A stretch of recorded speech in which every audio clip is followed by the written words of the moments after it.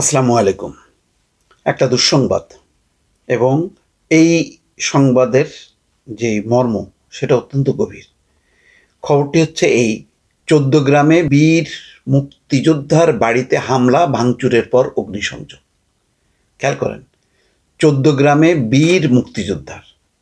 ১৪ গ্রাম আমরা জানি যে সেখানে ১৪ গ্রামে জামাতের একটা বড় প্রভাব আছে, অনেক বড় প্রভাব আছে, তারপরে বিএনপির আছে। তাহলে জামাত বিএনপি থাকতে যখন কি বীর মুক্তিযোদ্ধার বাড়িতে ভাঙচুর হয়, হামলা হয়, তারপরে অগ্নিসংযোগ হয়, তখন একটা পারসেপশন দাঁড়ায় এই যে বর্তমান যে অন্তর্বর্তী সরকার এরা সম্ভবত মুক্তিযুদ্ধের সপক্ষের শক্তি না। বারবার যেটি আওয়ামী লীগ এবং তার দর্শকরা প্রমাণ করার চেষ্টা করে যে এই পট পরিবর্তনের ফলে মুক্তিযোদ্ধা স্বাধীনতা বলে কিচ্ছু নাই। অর্থাৎ খেয়াল করবেন যে রিপাবলিক বাংলা ভারতের বয়ান বারবার দিচ্ছে যে বাংলাদেশ ইসলামিক কান্ট্রি হয়ে গেছে, জঙ্গি রাষ্ট্র হয়ে গেছে, এখানে মৌলবাদীদের উত্থান, এমন ঘটনা কিন্তু তারা বারবার প্রচার করছে। বারবার প্রচার করতে করতে তারা সারা বিশ্বে একটা ধারণা দেওয়ার চেষ্টা করছে যে বাংলাদেশ এখন জঙ্গিবাদের পথে হাঁটছে।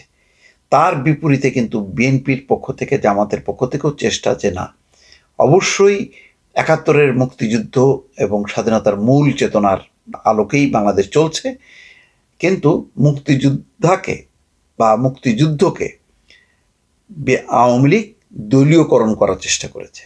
এটা হলো তাদের দলীয় একটা কনসেপ্ট, এইটাকে তারা ব্যবহার করার চেষ্টা করছে। কিন্তু স্বাধীনতা মুক্তিযুদ্ধের সপক্ষে বিএনপি আছে, জামাত আছে, অন্যান্য রাজনৈতিক শক্তি আছে। কিন্তু কিছু কিছু ঘটনা কিন্তু একদম ইউটার্ন করছে। এর আগে কোনো এক মুক্তিযোদ্ধার, আমি ঠিক কোন এলাকার কথা মনে নেই, যে জুতার মালা পরিয়ে ঘোরানো হয়েছিল, এটা নিয়ে তীব্র প্রতিক্রিয়া সৃষ্টি হয়েছিল। হ্যাঁ, এখন সেই মুক্তিযোদ্ধা হতে পারে, আওয়ামী লীগের সদস্য হতে পারে, কিন্তু যখন সে মুক্তিযোদ্ধা তখন তার আওয়ামী লীগ বিএনপি পরিচয় কিন্তু গৌণ হয়ে যায়। সে মুক্তিযোদ্ধা, এটাই বড় পরিচয়। তার রাজনৈতিক স্বাধীনতা থাকবে, তিনি আওয়ামী লীগের হইতে পারেন, তিনি বিএনপির হইতে পারেন। প্রশ্ন হচ্ছে যে তিনি লুটেরা কিনা, তিনি দুর্নীতিবাজ কিনা, তিনি অত্যাচারী কিনা। যদি অত্যাচারী, দুর্নীতিবাজ, লুটেরা হয় তাহলে সেটা মুক্তিযোদ্ধা হোক আর অমুক্তিযোদ্ধা হোক, আইনগতভাবে তার বিরুদ্ধে ব্যবস্থা নেওয়া হবে। কিন্তু দেখেন, এখানে যে ঘটনাটা আমি পড়লাম এটা খুব দুঃখজনক। কুমিল্লার ১৪ গ্রামে এক বীর মুক্তিযোদ্ধার বাড়িতে হামলা ভাঙচুরের পর অগ্নিসংযোগ করেছে দুর্বৃত্তরা। এতে একতলা ভবনের ৪টি কক্ষের আসবাবপত্র, মালামাল পুড়ে গেছে। মঙ্গলবার গভীর রাতে উপজেলার গুণবতী ইউনিয়নের দক্ষিণ শ্রীপুর গ্রামে বীর মুক্তিযোদ্ধা আলী হোসেনের বাড়িতে এই ঘটনা ঘটে। আমি কয়েকদিন আগে কিন্তু গুণবতী ইউনিয়ন গিয়েছিলাম ঘটনাক্রমে। সেখানে আমি দেখেছি যে জামাতের যথেষ্ট প্রভাব এবং অত্যন্ত তারা আমাকে সম্মান করেছে, আমার ভিডিও দেখে, এবং মানুষগুলো খুবই অত্যাচারিত হয়েছে। আওয়ামী লীগের আমলে তারা কেউ বাসায় থাকতে পারেনি, খুব অত্যাচারিত হয়েছে। কিন্তু এটাও আবার সত্য যে পট পরিবর্তনের পর আবার কারোর উপরে হামলা হয়নি। আওয়ামী লীগ সহ অন্যান্য বিরোধী পক্ষের, অর্থাৎ আওয়ামী লীগের পক্ষের লোকজনের উপর ঘর বাড়িতে হামলা, ভাঙচুর, অগ্নিসংযোগ, এই ঘটনাগুলি ঘটেনি। অনেক যারা দুর্নীতি, লুটপাটের সাথে জড়িত আছে তারা পালা গেছে। এমনকি গুণবতী ইউনিয়নের আওয়ামী লীগের সভাপতি, তিনি নিজেও আমার গাড়ির মধ্যে ছিলেন। আমি যে গাড়িতে ঘুরেছি সেই গাড়িতে কিছু সময় তিনি ছিলেন। তার মানে যথেষ্ট পরিমাণ তিনি নিরাপদ আছেন এখনো পর্যন্ত। তাহলে এই ঘটনা ঘটলো কেন? আমি সেখানকার জামাত ইসলামী নেতৃবৃন্দকে অনুরোধ করি এই ঘটনার তদন্ত করতে, এবং যদি ঘটনা সত্যি সত্যি অপরাধ হয়ে থাকে তারা যেন বিচার করে। আলী হোসেন গুণবতী ইউনিয়ন পরিষদের সাবেক চেয়ারম্যান, তার স্ত্রী রাশেদা আক্তার কুমিল্লা জেলা আওয়ামী লীগের সাবেক সহসভাপতি এবং উপজেলা পরিষদের সাবেক মহিলা ভাইস চেয়ারম্যান।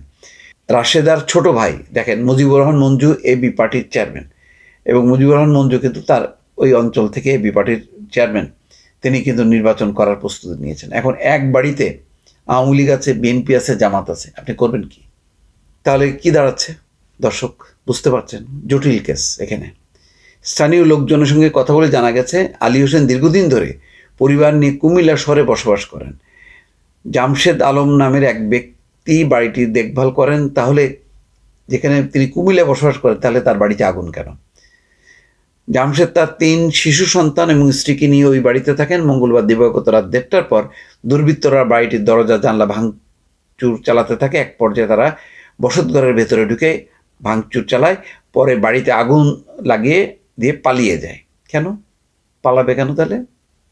পরে বাড়িতে আগুন লাগিয়ে পালিয়ে যায়। এই সময় জামশেদ ও তার স্ত্রী সন্তান আশেপাশে বাড়ির মানুষরা চিৎকারে গ্রামের লোকজন ছুটে এসে 1 ঘন্টা চেষ্টায় আগুন নেভায়।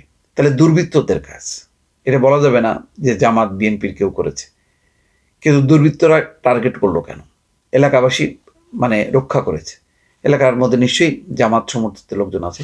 ফলে আমি যেটা বলতে চাই, সর্বশেষ একটু আগে যেটা বললাম, সেখানে জামাতের অত্যন্ত প্রভাব আছে গুণবতী ইউনিয়নের। তারা মূলত এই ঘটনাটা তদন্ত করুক এবং অবশ্যই এটা শাস্তিযোগ্য অপরাধ।